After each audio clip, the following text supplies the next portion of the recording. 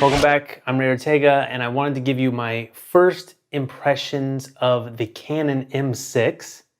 Has Canon secretly made possibly the best vlogging camera available? I think maybe yes. So this is the Canon M6. I've only had it for a few days, but I've been taking it everywhere. When I'm not working, I'm out shooting with this camera. All right, I'm back at the park. Same settings on the camera, different day. And so far, it's super enjoyable to shoot on. But I talk about vlogging because one reason I like measuring cameras against vlogging, a vlogging format, is because if it can do everything I need it to do in a vlogging situation, then I know I can get everything I need out of it as a regular camera with manual control. Because vlogging can be challenging. You're constantly changing environments and scenes, and things have to be done automatically. So if it can handle that, then it can handle anything I need it to do. Now, so far when it comes to vlogging cameras, I am looking for some very specific things that I am surprised you have not seen yet. Obviously, you're seeing the Canon M6 here with the Rode Video Micro on top. That'll become important. But let me give you a quick list of what I'm looking for the quote-unquote perfect. There is no such thing, but everything I want in a vlogging camera. So first up is size. Mirrorless, extremely compact, so I can easily take this everywhere I go. And it's not a big, giant, cumbersome thing if I'm holding it out and I'm vlogging on it. Obviously the image has to be good. This does 1080p. It's not 4K like my Sony a6500, which I'm actually shooting on right now because I only have one of these with me. But the M6 looks good at 1080, and in a vlog scenario, 1080 is plenty. It works great. Lets you edit faster, lets you export faster, smaller file sizes. So for vlogging, I like 1080. And the low light of this camera seems decent. I will compare that more or look at that more in a review vlog, but so far, so good. Related to that 1080p, I want it to shoot 60 frames a second. A lot of vloggers shoot at 60 frames a second so they can get that nice looking slow motion. So I can shoot 60 frames, and when I want to slow down the footage, it's going to look nice in slow motion. You're going to have those extra frames to work with. So that's a popular sort of thing to do in vlogs, and I enjoy mixing in slow motion with regular 24p footage. I talked about automatic settings. It needs to have good autofocus. So in a vlog setup, I need it to follow my face, which you can see it's doing that. You can see the tracking right there on the camera.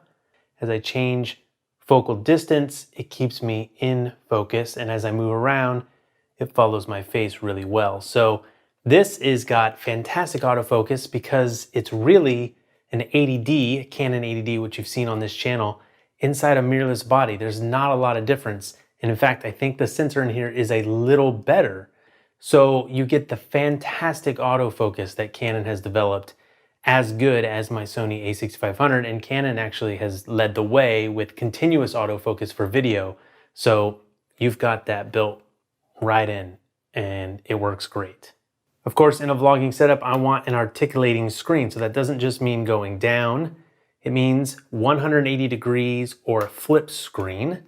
I need it to come up and flip so that you can easily see yourself when you're vlogging. You can see focus, exposure, framing. Those things are important. I could touch the focus because this has a touch screen as well. So you get that in this camera, but that might be its one, I won't say fatal flaw, but it's a big problem, because one of the other things I really want in a vlogging camera, this is what you don't see in a mirrorless camera, a microphone input.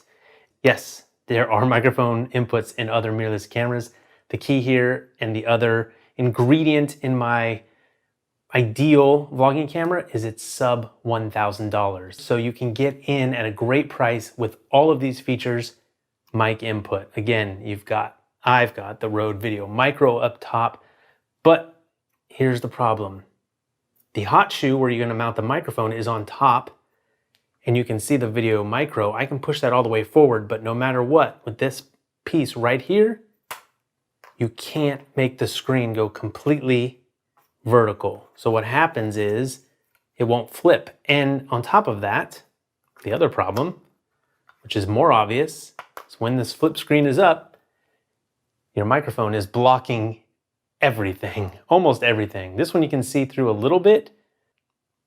I could deal with that, but it's just not good. The problem is it's not flipping the image because it's not making full vertical here, and that's being blocked by this. And almost any microphone you're going to put up there is going to create that problem. So you've got the hot shoe up here in your mic input. The problem is the flip screen needs to be flush like that. And that is not going to happen when you have almost any microphone up top there. So two of the things I really, really want in a vlog camera is that 180-degree screen and a microphone. In fact, they kind of can't decide what they want their flip screen to be. In the M5, it flips down underneath the camera. M6, cool, they've gone up. I like that because in the flip down version of the M5, you block putting it onto a tripod. So I guess maybe they decided let's go flip up, but now we got a mic input, you're gonna put a microphone there, that's blocked. All the other cameras, my 60D that I've shot on for so long on this channel, the 70D, the 80D, they all flip out this way. All the Rebel cameras flip out this way. If they had done that, it would have been perfect. It would have solved everything. And this would be just about perfect at that point. So far, because I'm loving using it. In fact, even in spite of this, I think it still is probably the best vlogging camera. We have a full touchscreen, everything you want to do. So anytime I think about how would I do that, it's very easy to find things in the menu, and the touchscreen lets me get to everything really quickly, and it's intuitive. This camera has kind of snuck into the market. It gives me really all those features that I've been looking for in a sub 1000 compact mirrorless camera. Interchangeable lenses too. This is the kit lens. 15 to 45 is a nice focal length.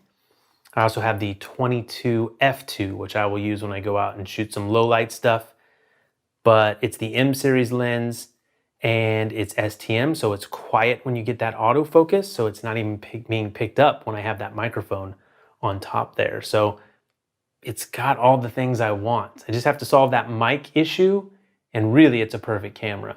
In-body image stabilization. This does not have that necessarily. It has a digital form of that. So the sensor's not floating.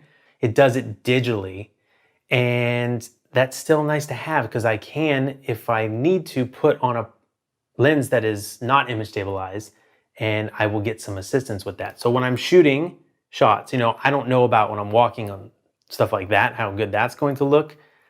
But for me, image stabilization really just needs to take out the jitter that you get where the image shakes a little bit when you're holding like this. So hold your camera properly and it'll take out that little bit of shake. The difference between the video looking almost what I would say amateur and something more professional. It does make a huge difference.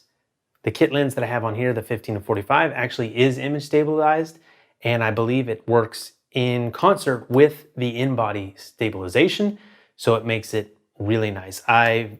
Judging from the back of the LCD screen, the video is really stable, so I'm enjoying that as well. And because for vlogs I tend to shoot in shutter priority, where I set the shutter speed and the camera does the aperture, and I put the ISO on auto. New Orleans, Louisiana. I think I've got, yep, auto ISO. I can see it in the screen. I like to knock down the exposure comp. I find that that helps.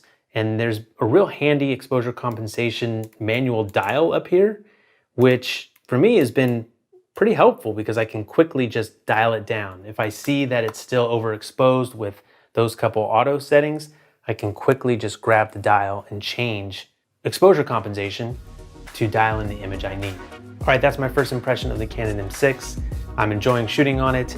Subscribe, come back, learn more about the Canon M6, and of course, all the other audio and video stuff that I look at on this channel. And I will see you next time.